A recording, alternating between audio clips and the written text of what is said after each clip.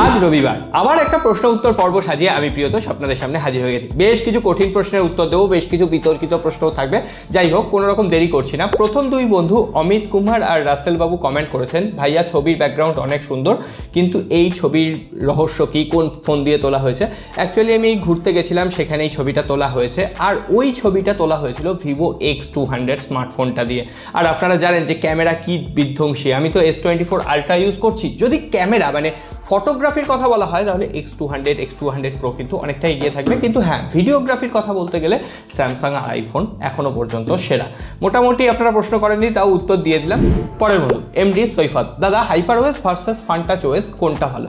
দুটো অপারেটিং সিস্টেমই নিজের নিজের জায়গায় দাঁড়িয়ে খুবই ভালো কাজ করছে, দুটোই বেশ ভালো স্মুথ হয়, দুটোতেই কোনো রকম ফিচার্সের অভাব নেই। কিন্তু আপনি যদি স্টেবিলিটির কথা বলেন, একটু র্যাম ম্যানেজমেন্টের কথা বলেন, তাহলে ফান্টাচ ওএস কিন্তু আজকের দিনে হাইপারওয়েস 2.0 থেকে বেটার কাজ করছে। হাইপারওয়েসের ফিচার অনেক রয়েছে, আপনার প্রয়োজনীয় সমস্ত ফিচার পেয়ে যাবেন, ডুয়েল অ্যাপ্লিকেশন থেকে শুরু করে যে এআই ইরেজার এই সমস্ত কিছু, কিন্তু কোথাও গিয়ে সেগুলো একদম পারফেক্টলি কাজ করছে না, যেটা ফান্টাচ ওএস এখন করতে পারছে। পরের বন্ধু টুটুল, গ্রিন লাইন থেকে বাঁচার উপায় কি কি আছে যদি বিস্তারিত বলতেন? সত্যি কথা বলতে গ্রিন লাইন থেকে বাঁচার উপায় কিচ্ছু নেই। আপনার ভাগ্যে যদি থাকে তাহলে আপনার স্মার্টফোন যত দামি হোক না কেন, অ্যাপেলের হতে পারে, স্যামসাংয়ের হতে পারে, ওপো, ভিভো, যে কোনো কোম্পানির স্মার্টফোনে গ্রিন লাইন ইস্যু আসতে পারে। তবে হ্যাঁ, আমরা কিছু প্রিকোয়েশন নিতে পারি, যেমন ওভার চার্জ যদি না করি, তারপরে যখন চার্জ করবো তখন যাতে ব্যাক কভারটা একটু খুলে চার্জ করি, মানে ফোনটা একেবারেই ওভারহিট হতে দেওয়া যাবে না। পাশাপাশি আমরা যদি নিজস্ব অরিজিনাল চার্জার ব্যবহার করি বা ট্রাস্টেড কোনো চার্জার ব্যবহার করি, ডাটা কেবল ব্যবহার করি, অনেক সময় এটা হতে পারে শর্ট সার্কিট হতে পারে, বা যে কোনো problem, internal problem, hardware problem, software প্রবলেমে গ্রিন লাইন ইস্যু আসতে পারে। তবে হ্যাঁ, এই সমস্ত নিয়মগুলো যদি আমরা মেনে চলি, তারপরেও যদি আসে তাহলে ভাগ্যের দোষ দেওয়া ছাড়া আর কোনো উপায় নেই। পরের বন্ধু কাইফ, অনার 200 এর ইন্ডিয়ান ভেরিয়েন্ট এখন বাংলাদেশে 32,000 টাকা নিচে পাওয়া যাচ্ছে। ফটোগ্রাফি ভিডিওগ্রাফির জন্য আপনি হলে কি নিতেন? না, আমি হলে নিতাম না। আমি ওই প্রাইস পয়েন্টে মোটোরোলা এডজ 50 নিওকে প্রেফার করতাম। অনারের ফোন না নেওয়ার কয়েকটা কারণ রয়েছে। প্রথমটা হচ্ছে সার্ভিস সেন্টার। সার্ভিস সেন্টারের যে সার্ভিস, সেটা একেবারেই বেটার নয়। আপনার স্মার্টফোন অনেক দিন পরে থাকবে, আদৌ সার্ভিস সেন্টার থেকে ফোনটা আপনাকে ঠিক করে দেওয়া হবে কিনা তার ব্যাপারে নিশ্চয়তা নেই। অনারের সব থেকে আগে দরকার বেটার সার্ভিস প্রোভাইড করা, না হলে অনারের ফোন কিনে পরে প্রবলেম হতেই পারে, ইলেকট্রনিক্স জিনিস, তখন কোথায় আমরা যাব? এই ব্যাপারটার জন্যই আমি স্কিপ করতাম অ্যাকচুয়ালি। মিস্টার অ্যারো গেমার, ভাই আমি একজন বাংলাদেশি, বাট আমি এখানে থাকছি। বাজেট 40 থেকে 50,000-এর মধ্যে অলরাউন্ডার কোন ফোনটা নেওয়া উচিত? OnePlus 13R কি নেওয়া উচিত? হ্যাঁ, OnePlus 13R ওই প্রাইস পয়েন্টে একদম স্টেবল একটা স্মার্টফোন, অলরাউন্ডার স্মার্টফোন। আপনি গেমিং করুন, ক্যামেরাতে টেলিফটো সেন্সার রয়েছে, ব্যাক প্যানেলে গ্লাস বডি ডিজাইন, ওভারঅল যথেষ্ট প্রিমিয়াম দেখতে, আর পারফরমেন্সও যথেষ্ট বেটার। সো আপনি OnePlus 13Rকে কনসিডার করতেই পারেন। আর গ্রিন লাইন ইস্যুর কথা বলছেন, গ্রিন লাইন ইস্যু যদি আসে, OnePlus তো লাইফ টাইম ওয়ারেন্টি প্রোভাইড করছে। আপনি অরিজিনাল বিল রাখবেন, ফোনটা স্ক্র্যাচ ফেলবেন না বা ফোনটা ভেঙে ফেলবেন না, যত্ন করে ইউজ করবেন, ওয়ারেন্টি অবশ্যই আপনি পেয়ে যাবেন। এমডি শতান, দাদা Motorola edge 50 fusion, Samsung A55 কোনটা ভালো হবে? সব মিলিয়ে ক্যামেরা অফকোর্স A55 বেটার হবে, কিন্তু মোটোরোলা এডজ 50 ফিউশনকেই আমি রেকমেন্ড করবো, কারণ A55 অনেক দিনের পুরনো হয়ে গেছে আর ফোনটা যথেষ্ট ওভার প্রাইস। আপনি যদি পারেন ওয়েট করে যান, আর না হলে স্যামসাংয়ের S23 ফ্যান এডিশন ফোনটা ওই প্রাইস পয়েন্টের আশেপাশে পাওয়া যায়, ওটা নিতে পারেন, আর না হলে মোটোরোলা এডজ 50 নিও। এই দুটো স্মার্টফোনই এখন বেটার ক্যামেরার জন্য। এর পরের বন্ধু কমেন্ট করেছেন নাহিদ, 45 থেকে 50,000-এর মধ্যে তিনটে ফোন পছন্দ হয়েছে, S23 fan addition, S22 plus, A55, কোনটা নিলে ভালো হবে?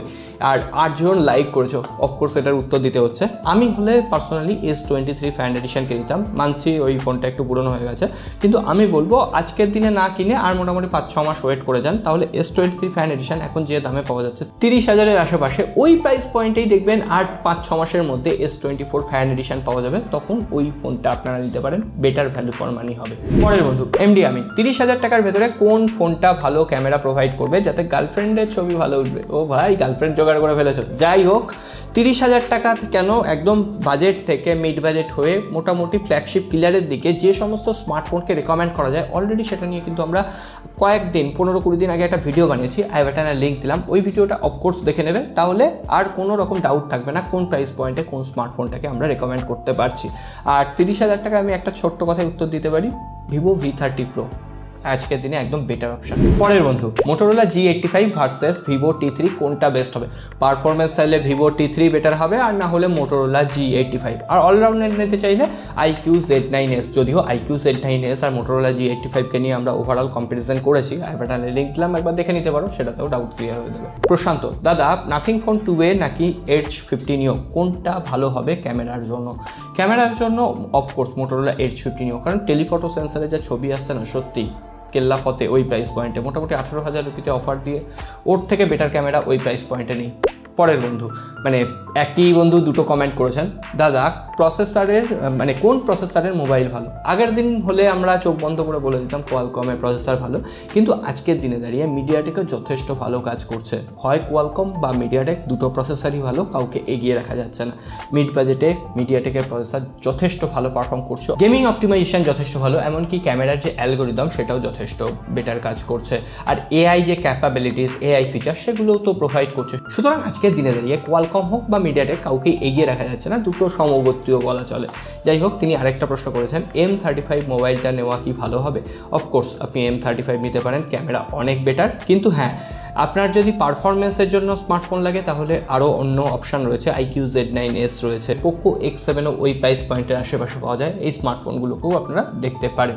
পরের বন্ধু জাসমিন, আমি আপনার ভিডিও অনেক দিন ধরেই দেখছি, কিন্তু আজকে আমার খুবই মন খারাপ। আমি আপনার আর অভ্রদার ভিডিও দেখে মোটোরোলা Edge 50 ফিউশনটা নিয়েছিলাম, হঠাৎ করে মাদারবোর্ড খারাপ হয়ে গেছে, এবার কি করণীয়? সার্ভিস সেন্টার অনেকটাই দূরে, আমি বলবো মোটোরোলাকে অবশ্যই মেল করো, কিন্তু হ্যাঁ সার্ভিস সেন্টারে না গেলে এটার প্রবলেম সলভ হবে না, সার্ভিস সেন্টারে তোমাকে যেতেই হবে, দূরে হলেও যেতে হবে।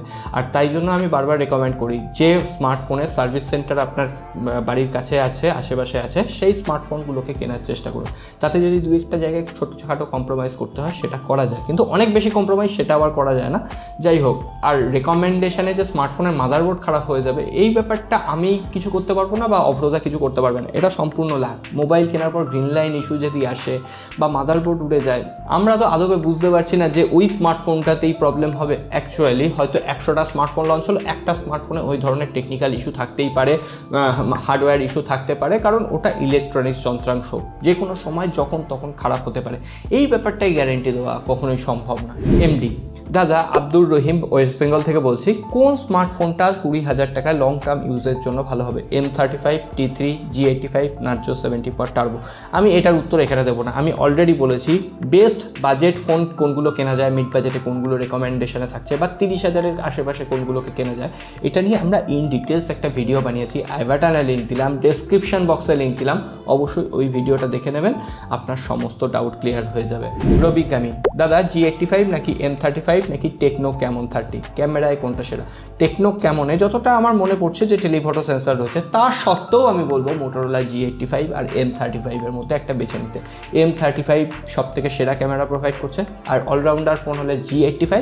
টেকনোর ফোনের UI এতটা ঘাটিয়া না, আপনারা ইউজ করে মজা পাবেন না, সেই ফিলটা আসবে না। অমিত, দাদা আজ থেকে প্রায় 6 মাস পরে ভিডিওগ্রাফির ক্ষেত্রে স্যামসাং S23, S24 কোনটা ভ্যালু ফর মানি হবে? S24 সামনের ফ্লিপকার্ট বিগ বিলিয়ন ডেতে আমার মতে 40 থেকে 45,000-এ পাওয়া যাবে, তখন ওই স্মার্টফোনটাকে নেওয়া যায়, কিন্তু আদপে S24-এর যে এক্সিনস প্রসেসর না, সেটার জন্যই আমি ওই ফোনটাকে রেকমেন্ড করতে পারছি না। আজকের দিনে দাঁড়িয়েও S23 যদি 37-এ পাওয়া যায়, যদিও ফ্লিপকার্ট বা অ্যামাজন যেখানেই বলুন বেশিরভাগ টাইমে আউট অফ স্টক চলছে, তো যদি পাওয়া যায় তাহলে 37-এ S23 বেটার অপশান, কারণ কোয়ালকম প্রসেসর। এক্সিনসের আজ পর্যন্ত যতই অপটিমাইজ বলুক না কেন, সেখানে টুকটাক একটু অপটিমাইজেশনেই আমার প্রবলেম।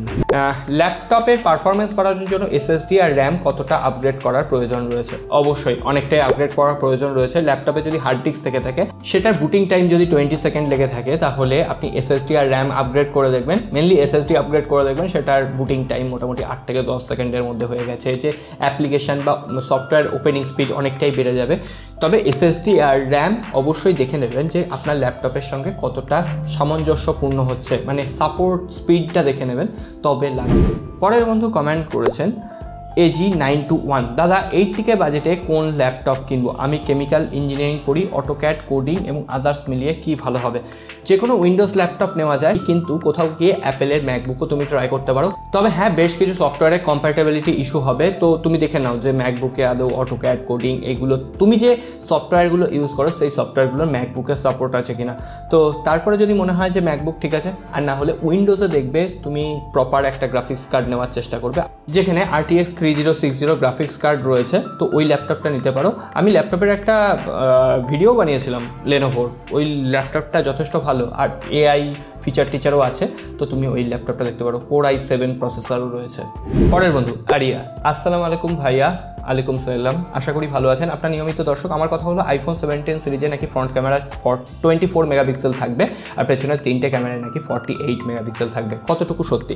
অ্যাকচুয়ালি iPhone 17 সিরিজ নয়, শুধুমাত্র iPhone 17 স্লিম যে ফোনটা আসবে সেখানে কিন্তু ক্যামেরা হাউজিংটা অনেকটা গুগলের Pixel 9 সিরিজের মতো হবে, লম্বিভাবে থাকবে, আর সেখানে 48 মেগাপিক্সেলের ক্যামেরা থাকবে। তবে সেকেন্ডারি সেন্সারটা 48 মেগাপিক্সেল থাকবে কিনা সেই ব্যাপারে কিন্তু কোনো রকম ইনফরমেশন নেই। বেশ কিছু লিক এসছে, সেই লিকগুলো ভরসা করাও যায় আবার করাও যায় না, এরকম বলা চলে। তবে আমার মনে হয় মেন যে iPhone 17 সিরিজ সেটা কিন্তু ওই iPhone 16, 15 এই সিরিজগুলোর মতোই দেখতে হবে। খুব একটা যে ডিজাইনে চেঞ্জ করবে প্রথমবারেই অ্যাপেল, এটা নাও হতে পারে। শুধুমাত্র প্রথমে iPhone 17 এয়ার বা স্লিম যে ফোনটা আসবে সেটার ডিজাইন চেঞ্জ করে অ্যাপেল দেখতে পারে যে গ্রাহকরা ওই ডিজাইনটা কেমনভাবে নিচ্ছে, ওই ডিজাইনে কোনো রকম প্রবলেম আসছে কিনা। তারপরে হয়তো iPhone 18 সিরিজে আমরা ওই ধরনের ডিজাইন পেতে পারি। 2025 সালে কি S22 প্লাস নেওয়া ঠিক হবে? ইউজড বাংলাদেশে 40,000 পাওয়া যাচ্ছে। S22 প্লাস নিয়ে অলরেডি আমরা মাস দুয়েক আগে একটা ভিডিও বানিয়েছি, আই বাটনে লিংক দিলাম, ওই ভিডিওটা একবার দেখে নিতে পারো। S22 প্লাসে না গ্রিন লাইন ইস্যু আছে, ডিসপ্লেতে প্রবলেম আছে।